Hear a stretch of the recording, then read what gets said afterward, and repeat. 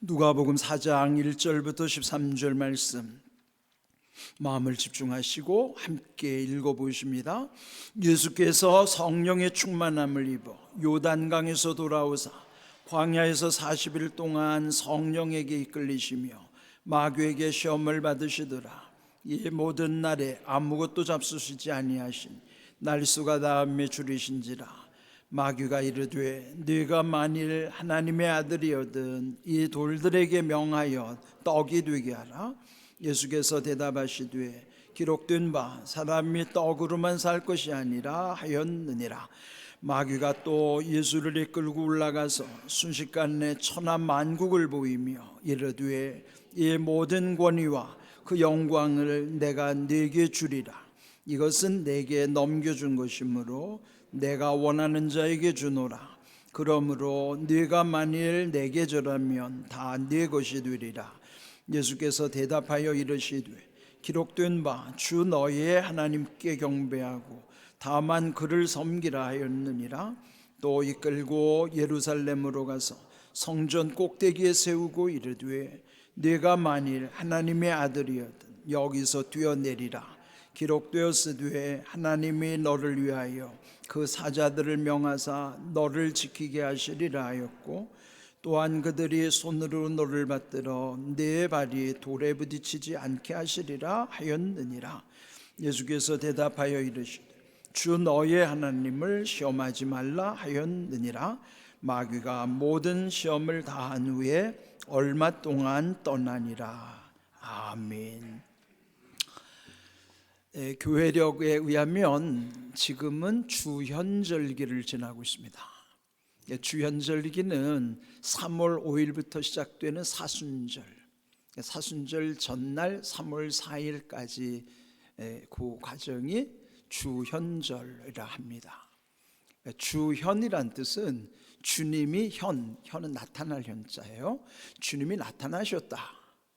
그런 주님이 나타나셨다는 것은 공개적으로 예수님의 3년의 공생애를 시작하시는 과정에 예수님이 요단강에서 세례받으시고 광야 40일을 금식하면서 그때부터 시작되는 공생의 과정이 주님이 나타나셔서 활동했던 그것을 일컬어 주현, 주님이 나타나신 절기를 기념하는 주현절이라 하는 것이죠. 지난주에도 이스라엘의 조상들이 40년을 광야를 통과하여 가나안에 이르는 과정, 그래서 광야를 무대로 해서 주시는 말씀을 묵상했습니다. 오늘 읽은 1절에도 보시면은 예수께서 성령의 충만함을 입어 요단강에서 돌아오사 광야에서 40일 동안 성령에게 이끌리시며 마귀에게 시험을 받으셨다 말씀하셨죠. 여기도 보면은 예수님도 40일, 그 조상 쪽에는 40년 광야길이었지만은 이 40이라고 하는 숫자, 40일, 40년, 이 40의 숫자는 어떤 고난의 과정을 통과해서 뭔가 삶의 변화를 의미하는 상징적인 의미가 40이라는 숫자예요. 그런데 여기 40년이든지 40이라든지 그 광야라고 하는 것은 우리 인생을 표현해 주시는 내용이죠. 우리 인생도 광야의 길을 가는 것과 같은 것입니다. 그런데 예수님이 그 요단강에서 세례 받으신 다음에 광야 40일 금식하며 지내시면서 오늘 이 본문에도 보면은 세 차례에 걸쳐 시험을 겪어내시는 거예요. 그것은 우리 모든 인생의 광야에서 누구나 겪을 수 있는 시험을 예수님이 당하시고 그 시험 당하셨기 때문에 오늘을 이 시대를 살아가는 우리의 모든 인생을 도와주시는 약속의 의미가 이 속에 담겨져 있는 것이죠. 예수님이 인생의 모든 것을 겪어내셨기 때문에 아직 우리가 겪지 않았다면 우리에게 보여주시는 일명 예상 문제와도 같은 거예요. 예수님이 이미 겪으신 것을 보면은 우리 인생에도 이런 시험이 있을 때 우리는 어떻게 하면 될까? 거기에 답이 있는 것이죠. 그런데 여러분, 시험이라고 하는 것은 물론 여기서 마귀가 주는 시험은 우리를 유혹해서 넘어뜨리려고 하는 거예요. 나쁜 시험이죠. 그러나 그 시험을 이겨내면 낼수록 또한 우리는 거룩함의 능력을 더하게 되는 것이에요. 그러니까 시험에 넘어지면 우리 나름대로 낭패를 겪지만은 시험을 이기면 이긴 만큼 더 거룩함으로 온전해져 가는 과정이에요. 그렇다면 여기 광야에서 예수님이 겪으신 시험, 첫 번째 시험이 나와요. 3절을 보시면 만일 하나님의 아들이었던 이 돌들에게 명하여 떡이 되게 하라. 40일 굶주리신 예수님의 가장 시급한 문제는 먹는 문제죠. 우리 인생인 먹고 사는 문제, 일명 민생고라 하잖아요. 먹고 사는 것으로부터 겪는 고통을 민생고. 그래서 정치인들은 국민에게 자기들이 민생고를 해결해 주겠다고 표를 달라고 하는 거예요. 이 민생고는 누구도 피해갈 수 없는 절박한 상황입니다. 근데 이 아주 취약한 부분을 마귀는 알기 때문에 이 방향으로 먼저 시험을 하는 것이죠. 그런데 만일이라고 하는 표현은요, 우리를 유혹할 때 마귀가 잘 쓰는 전략이에요. 만일 네가 뭐뭐 한다면, 네가 누구라면 이렇게 해봐라. 예수님에게도 하나님의 아들이라면, 아니 그가 제시한다고 해서 하나님의 아들이 증명되는 게 아니라 예수님은 하나님의 아들이신 것이 증명 안 해도 하나님의 아들이신 거예요. 근데 문제는 돌을 명하여 떡이 되게 하라고 하는 것. 그건 하나님의 질서를 어기는 것이죠. 돌은 돌이고 떡은 떡이에요. 그런데 지금 이 굶주린 예수님이 돌이 돼서 돌을 떡으로 만들어서 먹어보라는 얘기죠. 이거는 엄청난 유혹이에요. 그런데 이런 유혹에 예수님 넘어가지 않으셨어요. 마태복음 4장 4절 기록되었으되, 그 기록된 말씀은 신명기 8장 3절에 이미 그들 조상적 광야 40년길을 지날 때에 모세를 통해서 주신 말씀이에요. 떡으로만 사는 인생이 아니라 하나님의 입으로부터 나오는 모든 말씀으로 살 것이라. 여러분, 사람이 떡이 없이는 살 수 없지만 떡이 해결된다고 해서 또 인생이 온전히 살아갈 수 있는 것도 아니에요. 떡으로만이 아니라 하나님의 말씀도 함께 할 때, 그러므로 여러분, 하나님의 말씀이 우선될 때 떡의 문제도 풀리는 것이에요. 여기에 기록되었으되라고 하는 것은 예수님이 그 기록된 말씀을 의지하여 마귀의 시험을 물리치신 거예요. 잘 기억하셔야 돼요. 첫 번째 시험, 말씀에 의지하여 이 마귀의 유혹을, 시험을 물리치셨다 하는 것입니다. 그런데 5절 이하에 보시면 이번에는 마귀가요, 예수님을 이끌고 올라가서 순식간에 천하만국을 보여주면서 말하기를 이 모든 권위와 그 영광을 내가 네게 주리라 그랬어요. 자, 올라간다는 얘기는요, 올라갈수록 시험도 더해진다는 얘기죠. 우리도 웬만큼 이제 형편이 좋아지면, 아니면 위치가 올라가면, 뭔가 올라갈수록 시험도 더 커지는 것입니다. 올라가서 보니까 천하만국, 세상에는 이런 아주 알록달록한 화려한 네온 사인과 같이 우리의 눈을 현혹하게 하는 게 많아요. 그 영광을 너에게 줄 것이다 그러는 것이죠. 광야에서 올라와서 이제는 천하만국을 보여주는 것이에요.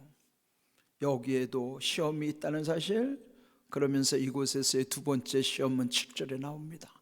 그러므로 네가 만일 내게 절하면 다 네 것이 되리라. 절한다고 하는 건요, 예배의 대상을 의미하는 거예요.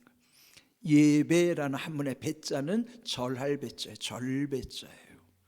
여기서 내게 만일 절을 한다면 네가 하나님 섬기지 않고 나를 섬긴다면 다 네 것이 될 것이다. 천하 만국의 영광을 보여주면서 네가 나를 섬기면, 나를 예배하면, 그는 뭐예요? 하나님을 배신하고 배교하고 우상을 섬길 때에, 그러면은 네가 하는 모든 것이 다 잘 될 것이라는 유혹이 우리 주변에 시시각각으로 다가오죠. 요즘은 이 영적으로 혼합주의 막 섞이는 거예요.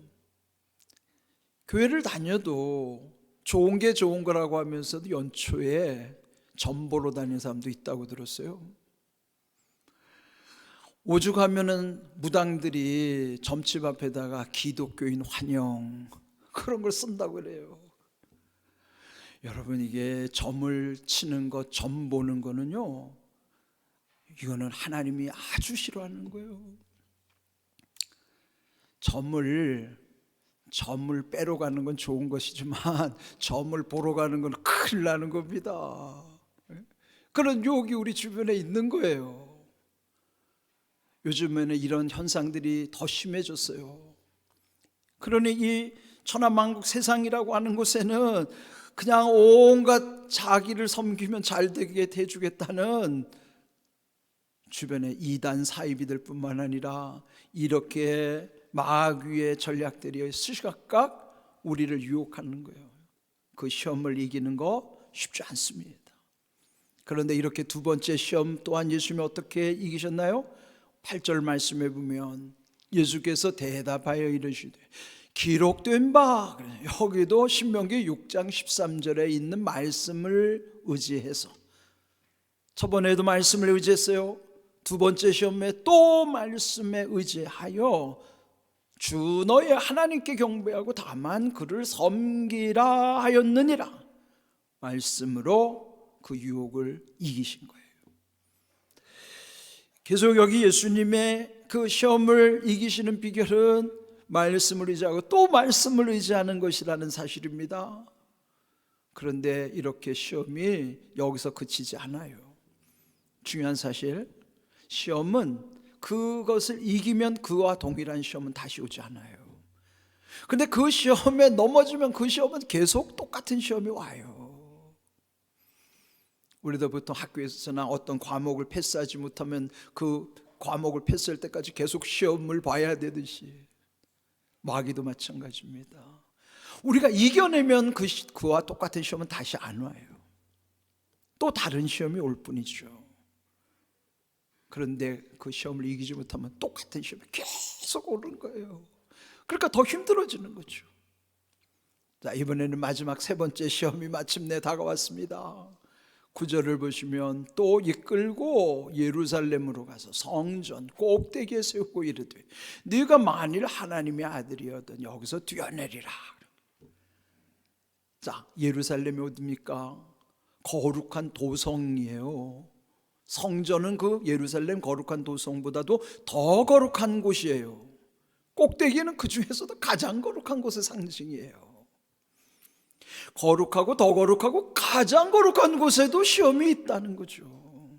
우리 생각에는 거룩한 곳에는 시험이 없을 것 같잖아요.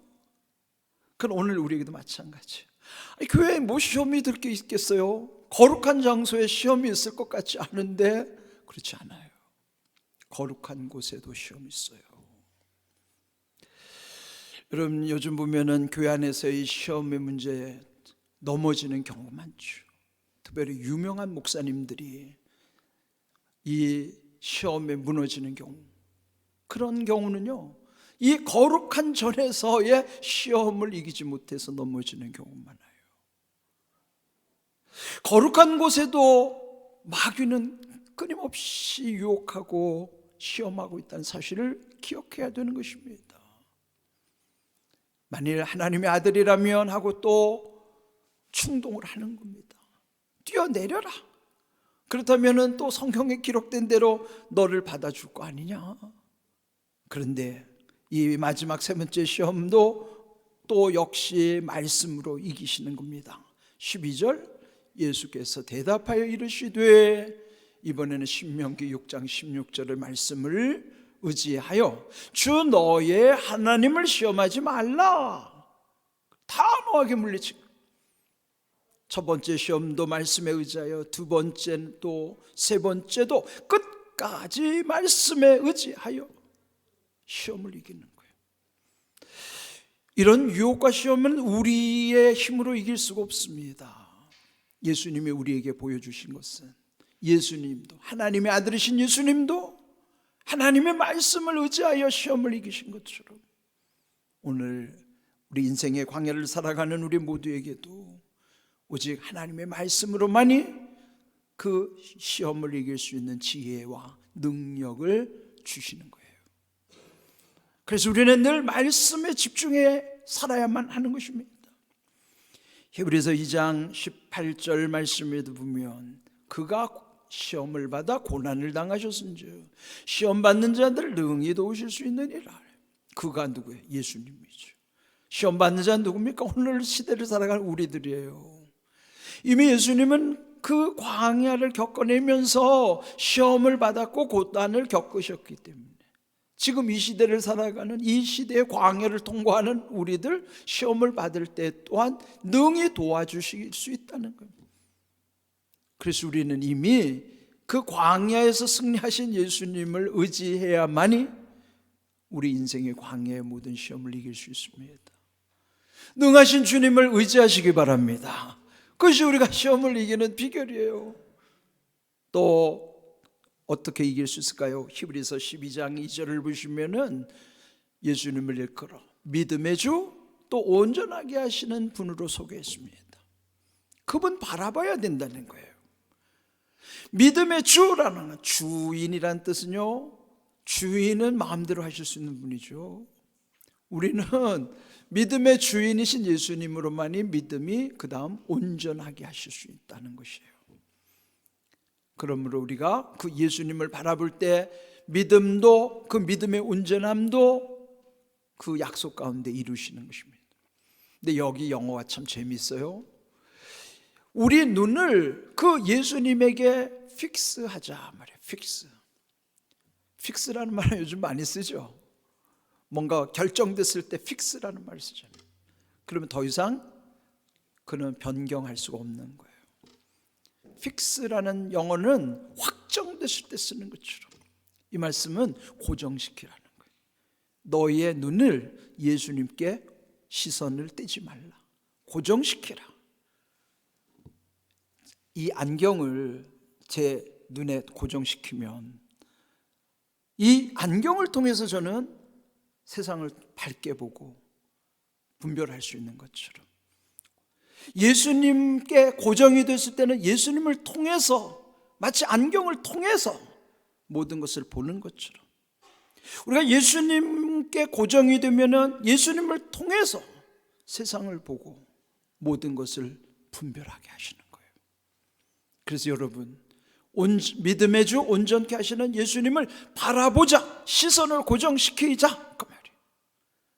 그러면 아무리 주변에 이런 유혹이 와도, 또 마귀가 시험을 한다 하더라도 예수님께 영적 시선이 고정되면은 눈이 흔들리지 않아요. 든든히 이길 수 있습니다. 이길 수 있는 비결, 우리를 시험에서부터 이기게 하신, 능히 이기게 하시는 그분을 의지하는 것과 더불어 그분에게 우리의 시선을 고정시키는 거예요. 그렇다면 우리가 살아가는 인생의 광야에 아무리 많은 시험이 온다 하더라도 능히 이기게 되는 비결인 것입니다. 오늘 이 본문의 말씀을 통해서 예수님이 어떤 길을 가셨는가 세 곳을 주목하셔야 됩니다. 오늘 먼저 시험이 광야에서부터 시작됐어요. 그리고 높은 곳으로 올라가서 천하만국을 보여줬어요. 그 다음 마지막 시험은 거룩하다고 일컫는 성전에도 꼭대기까지 그 시험이 미쳤던 것이죠. 그리 보면 우리가 인생 사는 모든 곳에 다 시험이 온다는 거예요. 광야 인생길에만 있는 게 아니라 올라갈수록 있고, 더 중요한 것은 이 거룩한 곳 성전의 꼭대기에도 시험에 있다는 것이죠. 그런데 예수님이 우리에게 알려주시는 것은 시험이 문제가 아니라 내가 예수님과의 어떤 관계 속에 살아가느냐가 더 중요한 거예요. 내가 그분을 의지하고 그분에게 시선을 고정시키면 아무리 세상의 유혹과 시험이 많아도 그는 문제되지 않아요. 그건 충분히 이길 수 있습니다. 올해 우리 교회 말씀에 의지하여 그물을 내리라고 하는 표현은요, 그래서 중요한 것이에요. 지난해에 응답하리라, 그 응답의 모든 것은 말씀 속에 있습니다. 그래서 우리는 말씀에 의지하여 내 인생의 그물을 내릴 때마다 말씀을 통해서 주시는 은혜가 얼마나 큰 것인가. 시편 107편 20절 말씀처럼 그가 그의 말씀을 보내어 그들을 고치시고 위험한 지경에서 건지시겠다고 약속하시기 때문이죠. 말씀을 보내주신다는 거예요. 여러분, 디모데전서 4장 5절 하나님의 말씀과 기도로 거룩하여짐이라 그러는데 말씀과 기도는 상호작용을 하는 거예요. 이 말씀을 의지하여 예수님이 시험을 이기는 것처럼 말씀 속에는 시험을 이기는 지혜가 담겨져 있고요, 말씀을 통해서 어떻게 기도해야 되는가도 알려주셨기 때문에 또 그 말씀을 의지하고 기도하다 보면 또 말씀을 보내주신다는 거예요. 그 말씀을 보내주실 때는 그 말씀을 보내주실 말씀의 응답이에요. 그 응답 속에는 우리를 고쳐주시겠다고 하는 약속과 건져주시겠다고 하는 약속이 있는 거예요. 고치시는 것, 치유의 은혜, 치유의 약속, 건져주시는 구원의 약속, 이것이 말씀을 보내주시는 응답의 말씀이죠. 기도할 때 말씀도 보내주시고 말씀 속에는 어떻게 기도하라고 하는 기도의 제목도 들어있고, 그래서 말씀과 기도의 상호작용 가운데서 하나님이 우리를 더 거룩하게 세우시는 거예요. 오늘 여기 주신 말씀처럼 마귀의 시험에 무너지면 우리 인생은 결국은 무너지고 망할 수밖에 없지만은, 그러나 예수님을 의지하고 예수님에게 시선을 고정시킬 때는 시험을 이기면 이길수록 똑같은 시험은 다시 오지 않을 뿐만 아니라 그 시험을 이긴 만큼 내가 더 거룩해지는 거룩함의 능력으로 세워져 가는 거예요. 시험을 이길수록 여러분은 하나님의 능력이 더 크게 여러분에게 임한다는 사실을 기억하십시오. 네, 연초에 지금 이제 1월 연초죠. 네, 다음 주에 이제 설날을 맞이하게 되면 설날은 이제 음력으로 첫날을 맞이하는 거예요. 우리는 지금 달력이요, 적어도 우리는 3개의 달력을 지나갑니다. 교회에서 쓰는 교회력은 이미 지난 12월부터 새롭게 시작이 됐죠. 1월 1일은 양력이 시작되는 거죠. 다음 주에 설날은 음력이 시작되는 것이죠. 이제는 다 새롭게 시작되는 거예요. 이제. 그럴 때 올 한 해 동안에 우리 앞에 어떤 일이 일어날지 우리가 알 수 없어요.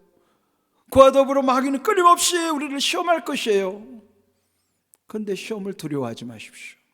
문제는 예수님이 이미 광야에서 또 천하만국을 보여주신 것 보고도, 그리고 성전 꼭대기에서도 그 모든 시험을 다 패스하시고 이겨내신 것처럼 우리도 이기는 비결을 이미 주님을 통해서 깨닫게 하신 거예요.